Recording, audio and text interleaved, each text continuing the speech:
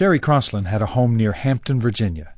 But when she and her husband decided to sell it, well, you know how it goes. It sat there and sat there and sat there, and nobody even came to look at it.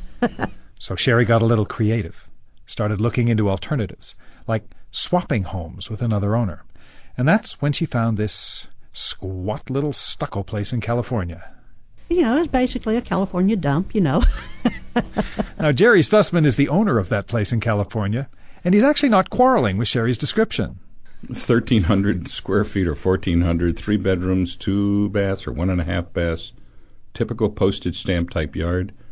It's a basic entry-level property in a working-class neighborhood. But these two had both found what they were looking for in each other's houses. In this search for a creative solution to the housing crunch, they simply swapped homes. I'm Dick Gordon. This is The Story. The Story is produced by North Carolina Public Radio, WUNC. It's co-produced and distributed by American Public Media. The hand-wringing over housing is not past us yet. But everywhere you turn, there are people with new suggestions of ways to overcome it. Some state legislators are proposing a moratorium on foreclosures. Cities are setting up hotlines for homeowners. Some realtors are organizing bus tours of empty homes that belong to the banks. Here in Denver, a pair of professionals is trying to get buyers connected to foreclosed properties in a unique way through a bus tour. They never thought their job required them to be tour guides. So it can't be far from here, right? But this actually sold before for $1.2 million. It did. And now it's at $8.99. Sort of a steal, I guess. Yep. But increasingly, homeowners are searching out their own solutions to unsold property, using the jungle marketing power of the web to help them. Here's one story.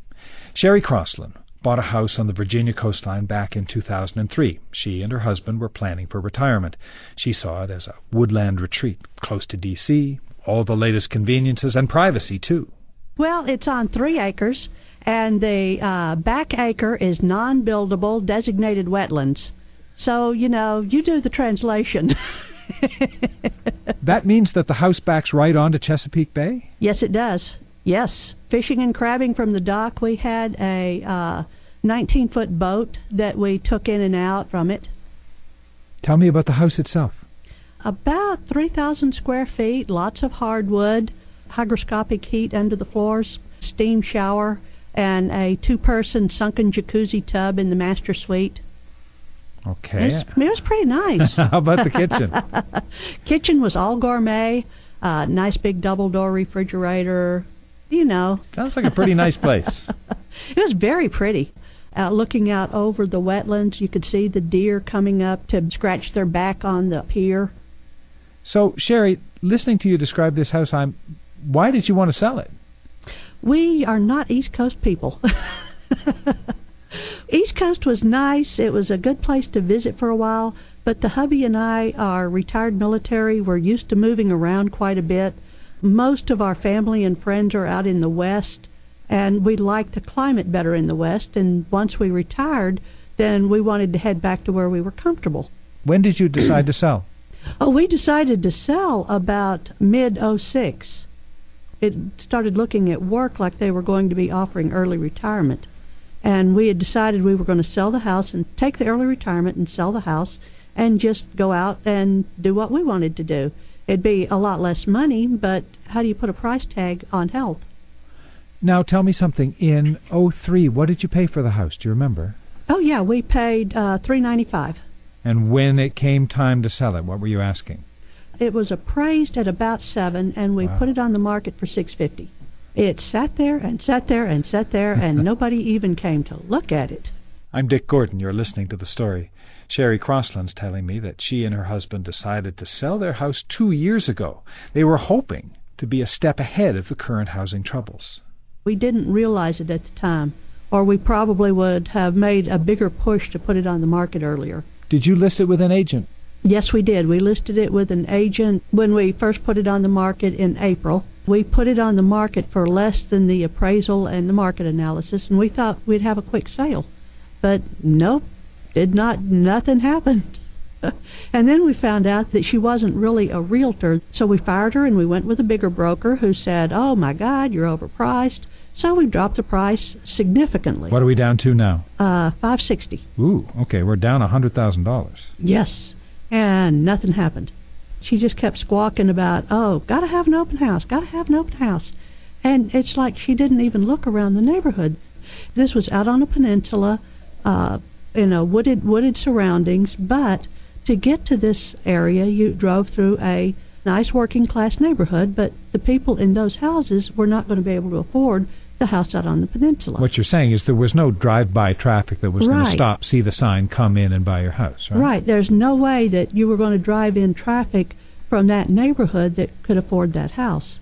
And I just couldn't get through to her that an open house was stupid. So eventually, it was coming up on fall, and we really didn't want to be still owning it the next year. So this time, I dropped the price to the point where somebody wouldn't even need a jumbo loan to be able to buy it, and I dropped it to $500,000. Mm-hmm. Now, that's a pretty significant drop, I think.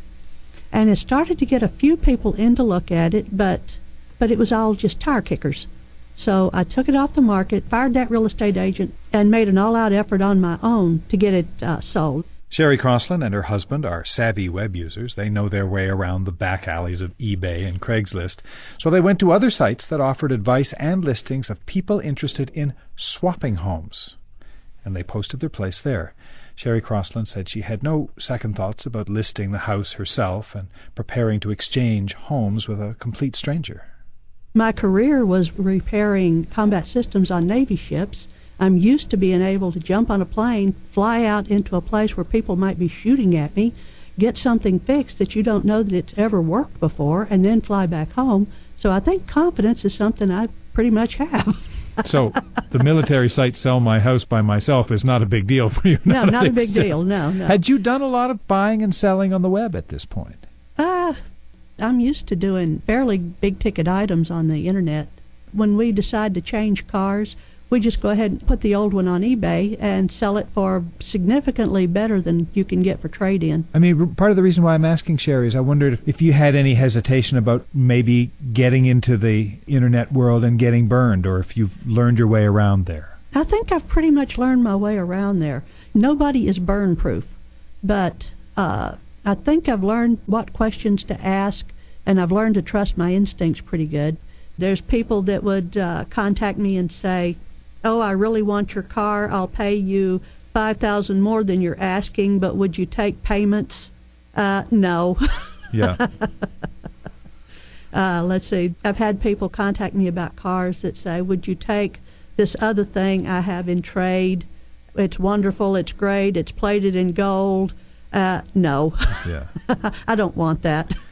But it's a big jump, Sherry, to go from selling a car for whatever, $5,000, $10,000, $15,000 online to selling a $500,000 house online. I don't see what it's a big deal. Being online just helps you reach a bigger audience. It's really no different than putting it in your local newspaper, because you're going to get the same microcosm of people online. Where did you get the idea, though, when that wasn't working, that you wanted to maybe look at swapping your house? This is something I've not heard that much about. There's a whole category on Craigslist for vacation swapping, and I had started running an ad in there for permanent swap. It sounds a lot different than what it actually is. All it really is an agreement that I'll buy yours if you'll buy mine. It's not like we both own these houses free and clear, and the mortgage companies are going to keep any type of shenanigans from going on too much. And so if you've got a house that you're selling for $500,000 and someone else has got a house that they're selling for a different price, it's not just a sort of, well, let's just, suck it up and swap them straight up. There will be cash trading hands. There is, but it's virtual cash. Okay, now I'm a little confused. Okay, what do you mean? If I had a $400,000 house and yours was $500,000, then there is money swapping hands. But the reason I say it's virtual cash is because the proceeds from the sale of the one rolled over into the purchase of the other. So it never really crossed my hands. See what I'm saying? Yeah, I do. It was just all electronic transfer funds. So once you put your house up for swap, Uh-huh. Did you hear from Jerry straight out, or did you have some rather questionable inquiries beforehand? No, I had quite a few questionable inquiries before him. I had one fellow that wanted to sell me a house that was really, we liked it. It was a pretty house. But the problem is he wanted '05 prices for it in an '07 market, while he paid us '08 market prices for a house. And not only that, his credit was questionable. He couldn't qualify for the mortgage for our house. He wanted us to just sign a straight-across quitclaim deed to him and continue making payments on it while he continued making payments on the other house that he was going to quitclaim over to us. No, this is wrong on multiple levels. But no, wait a second. You can't fault this guy for trying to see if see if I'm stupid. Yeah, sure. I mean, if I can sell you my house for $200,000 more than it's worth, and you're happy to pay that, I might be inclined to do that. But I mean, did you get to go back and say your numbers are way out of whack? Oh yeah, and he got all irate with me about, oh no, his numbers were right and blah blah blah. But then I never heard from him again. So he knew he was a crook and he had been caught. So here's Sherry Crossland working the web to sell her house, to buy another, or maybe find someone to do a swap, and she eventually found the house and the man she could do business with. I mentioned him a bit earlier. He's Jerry Stussman of Thousand Oaks, California. Jerry knows his way around these kinds of deals, and he says that they depend on many factors, but the one key, he says, is trust. It's going to fall, and I've had this happen, it's going to fall apart if you lie. So I didn't. I wouldn't anyway, but I didn't, and neither did Sherry. It's virtually impossible to keep all the moving parts together if you're lying. You just can't do it.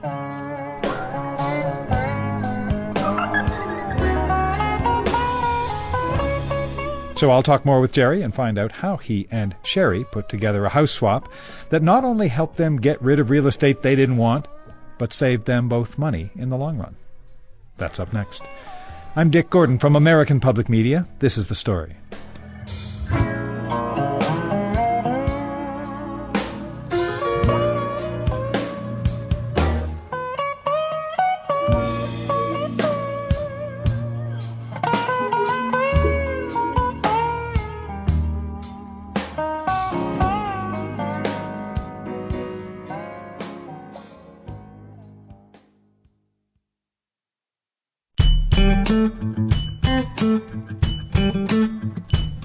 I'm Dick Gordon. This is The Story.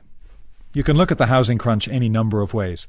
When the Bank of America announces its profits are way down and that it's bracing for new losses is one of those big business stories. It shakes the markets and the dollar. But housing is also a very personal story that's playing out in just about every neighborhood in America. Some homeowners who can't sell their houses are getting creative. The move towards swapping homes is gaining some new acceptance. Sherry Crossland had a place in Virginia and couldn't sell it. She found Jerry Stussman online. He had a place in California. I looked up everything about Jerry's place that I could before we went there, and I was very impressed that he just up and volunteered what he had paid for it instead of trying to inflate it. It was in a nice part of California, and the hubby and I, we liked the California coast, good climate, good shopping. The little house that Jerry had would be a very low-maintenance house. It was basically a California dump, And we drove over, we met him. Jerry comes across as a very honest and straightforward person. Seemed like a good deal and something that would be good for all of us. Everything Sherry said was accurate. So the little California dump, you're okay with that description of your home there? It's accurate. It really is. It's very, very accurate. I'm interested in knowing how you got into swapping houses yourself. Was it just one place you wanted to get rid of, or had you been looking at this for longer than Sherry had? I've been looking at it longer than Sherry has. This is my third or fourth swap. I'm losing my memory as I get older, but I've swapped before. It has worked every time, so it was not unfamiliar to me. What was it about Sherry's ad, Sherry's place, that caught your attention? First and most importantly, I wanted quality. I wanted to know that over the long haul it would work for me and I could end up either selling it or using it. But what was your plan? You weren't planning necessarily to use it as one of your next fishing stops, right? No, well, not necessarily, although I have to admit I fished the day I went back and looked at the property. But no, I had two motivations. One was my children live in Olney, Maryland, They might and still might use it as a sort of a summer home, and secondly, of course, to make the swap and come out ahead financially. Okay, that's the part you have to help me with. If you're swapping a house for a house, how is anybody making any money? No one swaps these days without a mortgage. If you have a $500,000 house and you're swapping it for a $800,000 house, both parties have mortgages. So you need to resolve that for sure. There's payoffs on the mortgage. But once you resolve that, I now own, in this case, Sherry's property, which really is of significant value. It's not in a declining market, right? Whereas mine is in a declining market. So ultimately would think I can rent hers and or sell it and get some personal use out of it. So your role in this is as much as an investor as it is as a homeowner, right? Absolutely. The house that Sherry has was a rental property of mine, is now a rental property for her. Well, I should get you to describe this little California dump for me. The dump. Yeah. The dump is in a town called Thousand Oaks, California, which is a very upscale town. It is an entry-level house. I bought it for $520. It rose to $575 and dropped to $410 over a 2.5-year period of time. That's a significant roller coaster. Is this one of these just square little California stucco bungalows? You just described the dump.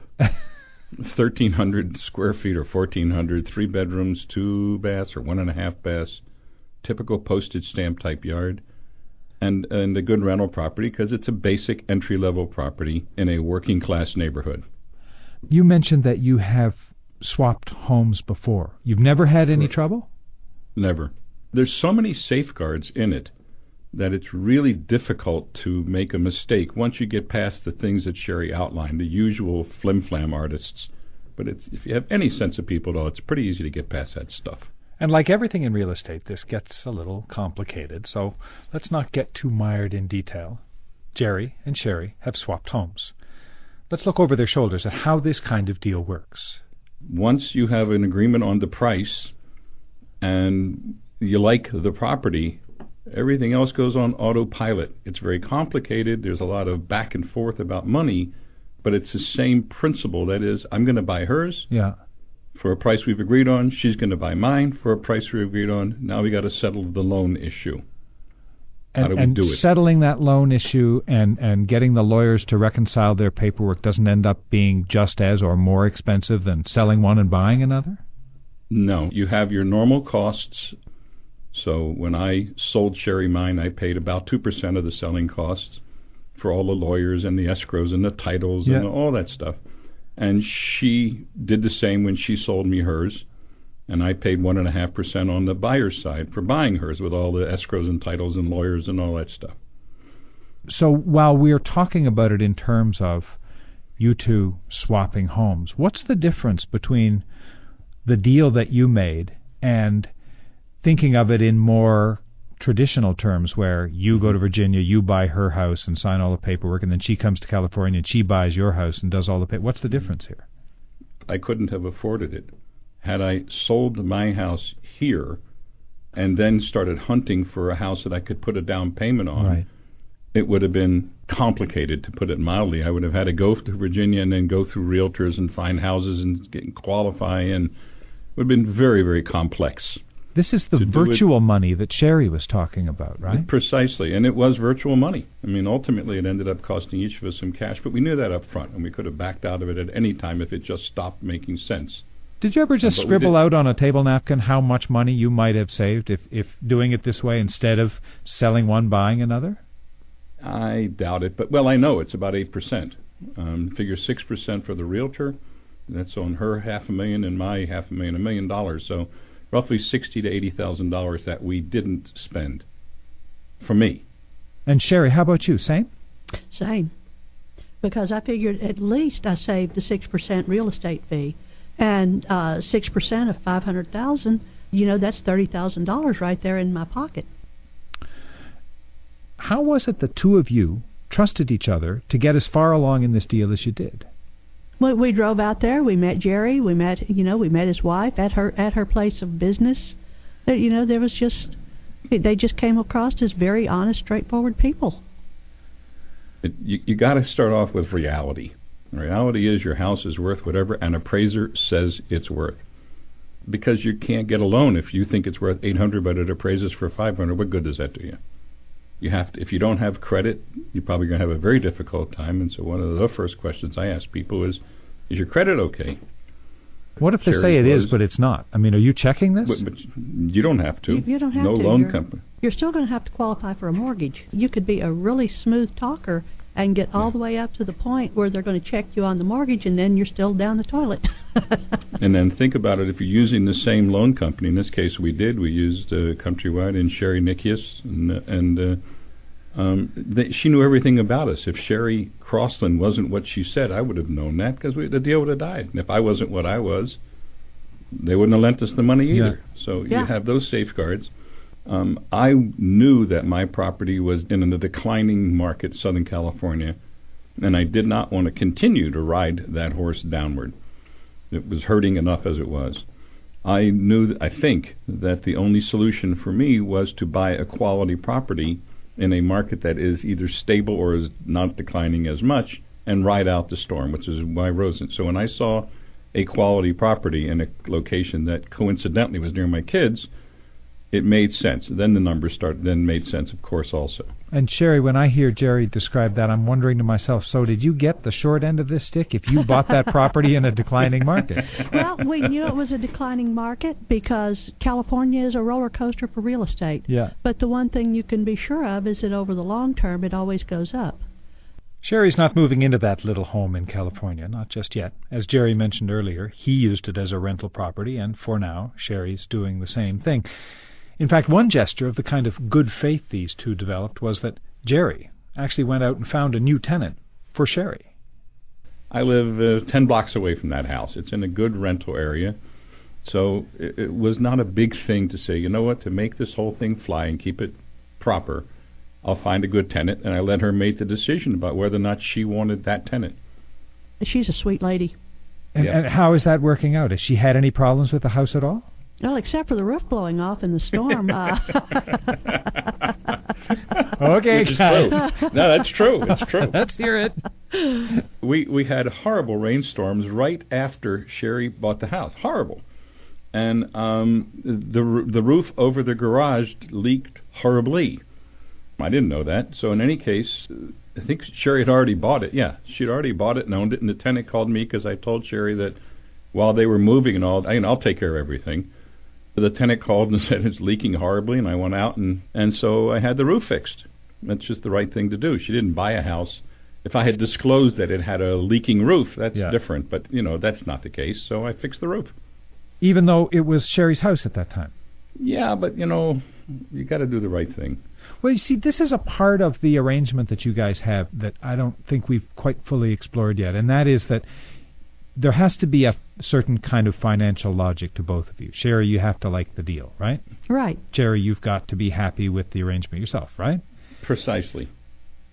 But I think your question is, how do you get... Go ahead. Yeah, I think you're saying, but how do you get there? You got a stranger out in some place, and you're a stranger to that person, right? Right. Your description of how complex these are or can be, it's virtually impossible to keep all the moving parts together if you're lying. You just can't do it. There are just too many title, escrow lawyers, loan people, whatever involved that it's going to fall. And I've had this happen. It's going to fall apart if you lie. So I didn't. I wouldn't anyway, but I didn't, and neither did Sherry. I'm Dick Gordon. You're listening to The Story. I'm talking with Sherry Crossland and Jerry Stussman, people who were strangers to each other until they met online to talk about swapping homes in Virginia and California. It's the kind of creative approach to a shaking market that we'll likely see more of. While I was talking with Sherry, she told me about moving out of the home in Virginia and another clever use of the web. The hubby surfs eBay like most men surfs for porn, and he found a used U-Haul truck for sale from a kid that had built a sleeper compartment up front, right behind the driver's compartment. Okay, this is a moving truck for sale, right? A moving truck for sale. Like I said, an ex-U-Haul rental. Yeah. So he bought it, and we parked it at the swamp house and started loading it. And the minute the paperwork came through for early retirement, we went ahead. We'd already had the truck loaded at that point. You could take your time loading it too, I guess. Yes, we could. And it was also storage too, because if you're showing a house, not that it did us any good, Right. if you're showing a house, the less stuff you have in it, the better off you are.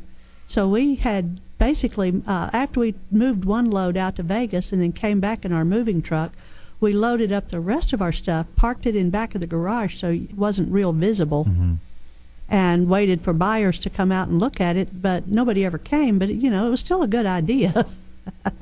And then when we did the swap with Jerry, then we drove the last truckload back out, brought it out to Vegas, unloaded the truck, put it up on Craigslist, and sold it within a week.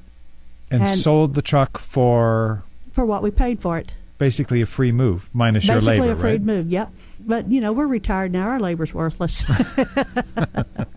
It's funny, we get stuck in these ways of doing things, that if we move, we have to get a moving company. If we sell a house... Now, listen, don't get me wrong. I've met some terrific real estate agents, so I don't mean to suggest that, that's a nightmare part of it. But I've had some bad ones, too, and you have to decide if I got a good one, if I got a bad one. You guys are thinking a little differently here. I wanted to say, I've gotten in trouble my entire career for thinking outside the box. At least now it finally came in handy. You really have control of your life. Instead of sitting on a house watching the value drop and listening to the realtors tell you all the good reasons why you should continue to list it with them, or all of a sudden you have absolute control of your life. If an offer comes in, you're the one that decides. Whatever it may be, those safeguards are there. The lender is not going to lend on a house that isn't what it's represented, isn't what you thought. Yeah, particularly these days. They might have a couple of years ago. Especially these days. And that made it very difficult for Sherry and I, because the target of lending kept shifting as we were doing the swapping process. That was the most difficult part of the whole thing. Well, as the bankers and the mortgage companies get increasingly jittery these days, are they going to make it harder to do this kind of swapping? I don't think it makes any difference relative to that. You still have to qualify for a loan. Yeah. You still have to have the parameters to qualify for the loan. The house has to appraise. That certainly became a factor as my value kept dropping during the process of swap, and Sherry's did not. In fact, it increased. So it was really satisfying what I wanted, that is a property that was stable in a stable market. And she's a long-termer. She's going to keep the property and keep it rented. And she's not looking to flip it in 3 days. So if it drops in value right now, she's right, it'll come back. And we're in a good spot where we can just sort of hunker down. I wonder if either of you think that we're going to be seeing more of this as the real estate market continues its kind of roller coaster. I don't think so, because most people, they have blinders on about it. They say, well, what if this house isn't it absolutely perfect for me? Well, maybe it's not. But if it preserves your equity, then it's a good deal, even if the walls aren't the right color and maybe the yard isn't planted the way you want it.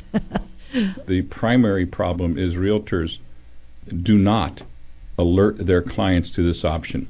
I don't understand why, but they don't.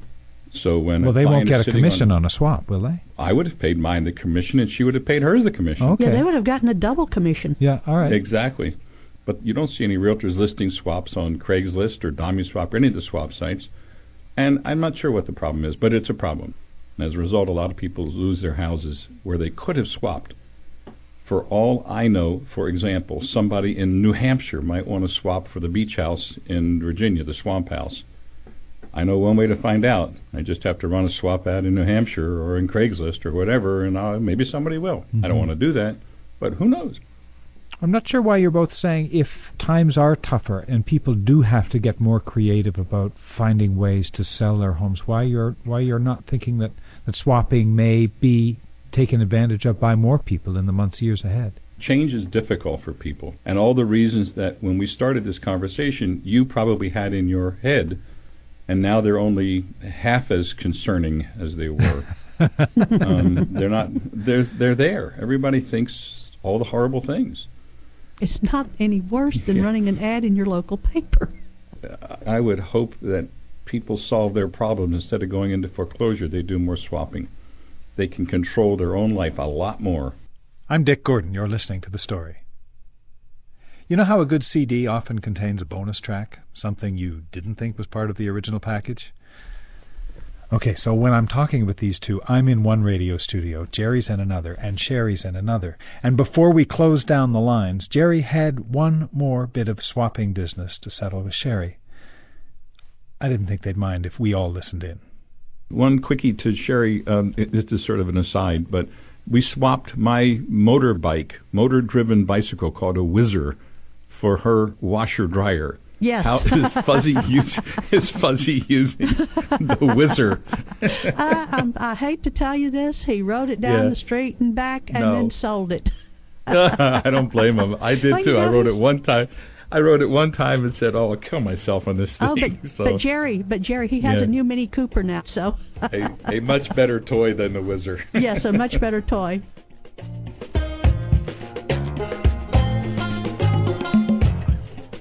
Sherry Crossland and Jerry Stussman join me to talk about their experiences swapping homes and other stuff. You can see pictures of them and their homes and find some links to the home swapping websites. It's all at thestory.org. And if you have any interesting tales to pass along about ways you're coping with the market these days, I'd love to hear from you. You can find a contact button also at our website, thestory.org. I'm Dick Gordon from American Public Media. This is The Story.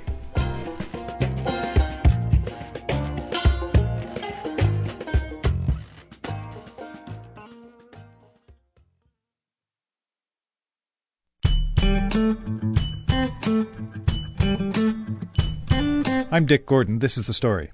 Given the housing crisis and rising gas prices and the global credit crunch, it's little wonder that some people resort to stealing what they can't buy. But what about those people who steal things that they really don't need? That's where my next guest comes into the picture. In 1998, Emily Bobrow had just graduated from college here in the U.S. And I suppose everyone, once they graduate from college, needs some sort of grand plan, at least something they can tell people at parties. And Emily had her plan. She'd become a writer type in a foreign country, hang out in cafes, and think great thoughts. And I made the ridiculous mistake of moving to London in December when there are like 3 hours of daylight and everything is damp and cold. So there's Emily in London, on her own. Not exactly making the big splash she was planning. I managed to find myself at a magazine called Radio Times, which is, sort of like a cross between People magazine and TV Guide. So not exactly the rarefied surrounding I had hoped I would find myself in. And I just had never experienced loneliness as I was just sort of settling in to my life in London. So you spend a lot of time by yourself. You spend a lot of time walking, looking. I spent a lot of time walking. I learned the city by foot. I would walk by restaurant windows where people were like laughing over full plates of warm food, pouring wine for each other. And so it all just seemed very exotic. But sad as well. I mean, it sounds like you're living the unhappy part of a Dickens novel. Sure. And yet, there are ways to turn that on itself. I mean, yes, I was lonely, but the arrogance of youth turns it into a source of righteousness. It's like, hey, here I am. I don't need that. But really, of course, I would love to have a more comfortable evening that involved, laughter and trading anecdotes and a delicious meal and, candlelight. But, the books I read were good. Your walking, Emily, took you eventually, or I suppose continually, through the stores as well. Well, yeah. I mean, every now and again, when you're not really shopping, when you don't really have much money to spend, all the stores are both, luring and forbidding. And I did most of my walking outside and then would come into the rare store to, basically gawk at things that, I was never going to buy, fondle book covers and drag my hands across lots of shirts on a rack or something. Take me back to the moment when you were first tempted to pick something up then. Where were you? What happened? Sure. This was, I guess, on Oxford Street, which is sort of like the main commercial drag in central London.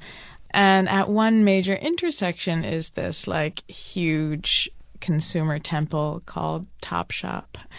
And I just found myself wandering inside. I mean, it's huge and, it's the kind of place with pulsating music and lots of people running around trying things on. And I found myself just sort of in their accessories area, and there was a wall just covered in hanging socks, cool socks. But I was not going to spend a lot of money on a pair of like beautiful woolen Argyle socks. But you were drawn to them quite clearly. Yeah, and yet I wanted them. And so I ended up taking those socks, the Argyle socks, and these like ridiculous sort of rainbow striped knee highs, and put them in my bag and ended up walking out of the store. How easy was that? How easy was it to put them in your bag? I mean, were you thinking to yourself, I just want to see if I can? What were you thinking? Oh, yeah, of course I was thinking, I am going to get caught. This is a bad thing to do.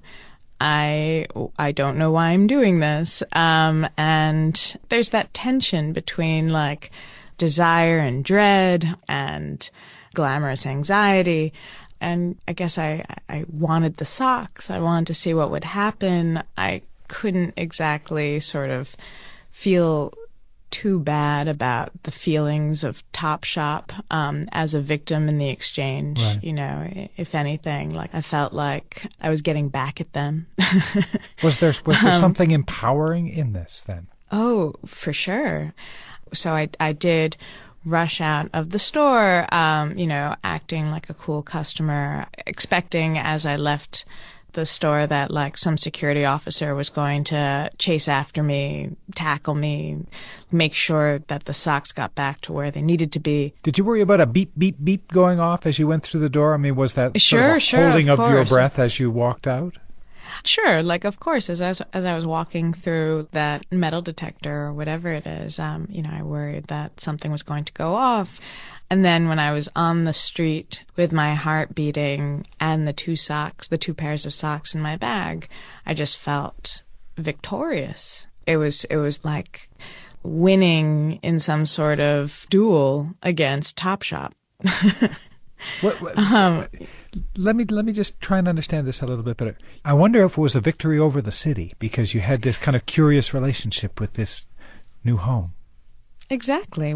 I think I was just feeling incredibly insecure about what I was doing and what I was there for. I just felt like a sucker. And stealing these pairs of socks, as ridiculous as it sounds, was sort of a way of getting back at the city, getting back at these stores that would tempt me with things that I shouldn't really buy. You took the socks home? Yes. Did you put them on? Did you wear them? I did, ultimately. That night I just sort of I think, put them on my bed and just looked at them and basked in their unearned beauty. No remorse at that point, Emily. You didn't think to yourself, oh man, what have I done? Who am I becoming sort of thing at that point? No. I felt just that weird sense of entitlement. I wanted the things I could see in stores. I felt, I guess, insecure and frustrated and defeated by my lack of access to things, to fun, to feelings of security and satisfaction. I just created, I guess, a sense in which I was right. You got to make sense of it somehow. I mean, right. I like the way that you look back on it and puzzle it out. Did you steal more then, Emily? I did. I had rules, never from small shops, and nothing ever very valuable. Books and music and just, I would throw in, some cottage cheese. Romantic. It's okay, I'm paying for all of these. Right. I'll take that. That'll be my bonus. I'll take the cottage cheese because, you're already taking plenty of my money. Did you get good at it? I thought so. Mm-hmm. I had all sorts of systems. There was an enormous Borders Books and Music that was several stories in the center of town that I got a small library from. Part of it was that I just sort of resented my desire for these things. Did you think that eventually you'd get caught, or did that really enter your mind? It's not exhilarating unless there's always that threat. But, I'm a fairly guilt-ridden, law-abiding person, and so this sort of stood out as just sort of like a bizarre new bit of pathology. Tell me about getting caught. What happened? Where were you? I was at an HMV, and I developed this system. You buy something, but you still browse a little bit, and while you're browsing with the shopping bag, you can pick up one or two more items. And I picked up, I think, 3 cassette tapes, because I didn't even have a CD player. And I would take these cassettes over to the listening station. Yep. And while I had the headphones on, I would unwrap the cellophane on the cassettes and remove the security devices. But as if, like, I was just so excited about my new possession that I just had to sneak a peek at the liner notes. I just, had to see what the tape looked like. And there I was at this listening station unwrapping 3 cassette tapes in relatively quick succession. And that was when, with this music blasting in my ears, I suddenly see a badge. And this was the first time I think I had ever been apprehended for anything. That's Emily Bobrow. Emily lived in London back in 1998, and it was at that time she found herself becoming, at least for a few months, a shoplifter. I'm Dick Gordon. You're listening to The Story. Emily says she remembers stealing those 3 cassettes, but at the time she didn't even hear the security guard speaking to her. I couldn't hear what he was saying because, I had this like loud thumping beat in my ears. And I take off the headphones, and this security guard guides me by my elbow through the store into some back room. What did he say to you, Emily?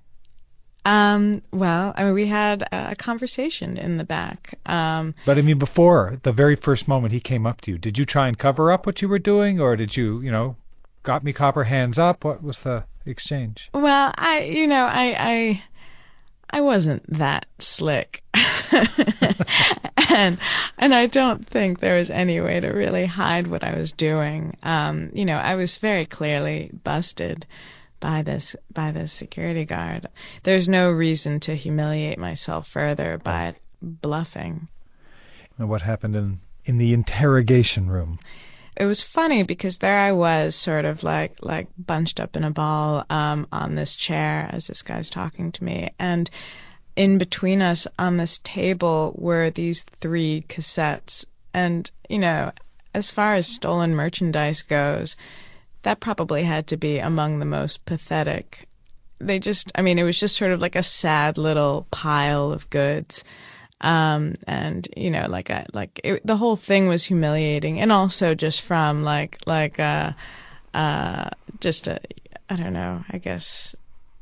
young thief's perspective, it's like, and there I am with these stupid cassette tapes. So you're thinking to yourself, I'm a petty thief, and not only that, I'm a bad petty thief. Right. I was grateful, of course, that I wasn't caught sort of trying to lift something more valuable. Yeah. Which would have anyway broken with precedent, but there was just something sort of pathetic just about these cassette tapes. They just seemed so naked, that these were those wanton, objects of desire that I just had to have, that I had to break a law for. Was that, when you think back on it now, was that in some way the turning point? Oh, this conversation that I had with the security guard was most certainly the turning point. I felt like an idiot explaining my justification. That I think I even probably I was so greedy for human contact that I went into it a little bit too deeply. With this poor guy, who I'm sure. What do you mean was, went into it too deeply? Told him just, what else you'd stolen? Or? No. But about like my justification and my rules that only big corporations, and I was getting even, and you know, and it wasn't very valuable. It was just things that I felt like I deserved, and you know, as the words that were soothing in the head come flying out of the mouth, they just sort of like land with an idiotic thud on the floor. But it was also, I don't know, that silly bubble of naivete that popped there. I just realized how dumb I had been. You're listening to The Story. I'm Dick Gordon. Emily says she learned her lesson, but her misadventure didn't quite end there. He threatened me with calling my employer, deporting me, and so, you know, I was incredibly freaked out. But then at the end of this prolonged threat-filled negotiation, I was basically just told that I could never walk into an HMV again, and I had to return whatever I had taken before. Had you already confessed to stealing objects before then? Was that a part of your He asked if I had ever taken anything, and I said, oh, well, you know, a couple of tapes. Right. And I sort of liked that idea, that route for being absolved. So I left after this wrist slap, and I realized as I was leaving the store, and, you know, it was a sunny day, the spring was starting, finally, I felt lifted. I felt so light and cleansed, and I Released. don't know. Yeah, absolutely. It was so cathartic, if that makes sense. Maybe that doesn't. Well, I guess, I mean, the test of that, I suppose, Emily, is, you know, were you ever tempted to pick something up again? No, I don't. This isn't a Jimmy Carter, did you lust after that woman question. Right. Like, did you ever pick up a cassette again? It's been pretty clean. I'm not always a good person. But I never took anything. Now that I can look back and just sort of see this younger self with horror and shame, you know, I just felt like a loser, and I was lashing out at a big bad city by stealing cassette tapes. It's hard once that's been sort of crystallized. Any sort of rollback in conviction is kind of hard. You know, the fascinating thing about listening to you tell your story is that while, as you just put it, the rationale is really so flimsy, it can also be so persuasive. Sure. I mean, the rationale was enough to motivate me.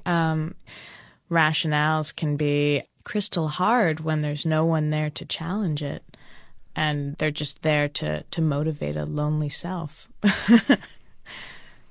You're back in New York, but since you moved back, have you visited London since? Oh, sure. I mean, it was great to go back to London, but as someone, you know, gainfully employed at a... So you're friends with London now, are you? I don't go to Topshop. No, you don't go to Topshop. You stay away from Topshop? Not by design. I'm just kidding. You know, it was just such a learning experience for how long it takes to just settle in anywhere. The expectations we have when we're young and romantic of what life has in store just need to be, I think, beaten out of us with trial and error.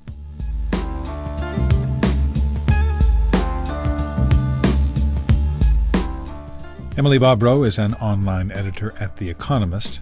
The music we're listening to, incidentally, is from a band called Morchiba. It happens to be the same band Emily was listening to in that HMV store in London when she got caught.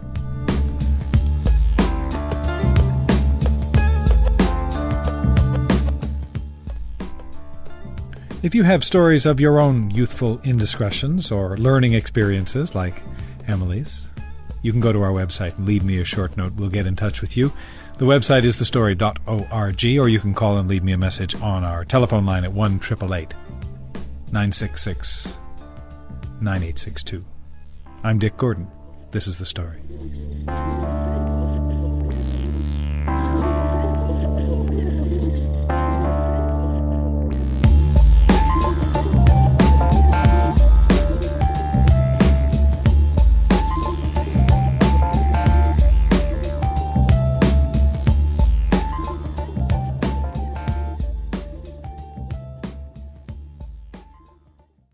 This story is a production of North Carolina Public Radio, WUNC, a broadcast service of the University of North Carolina at Chapel Hill. American Public Media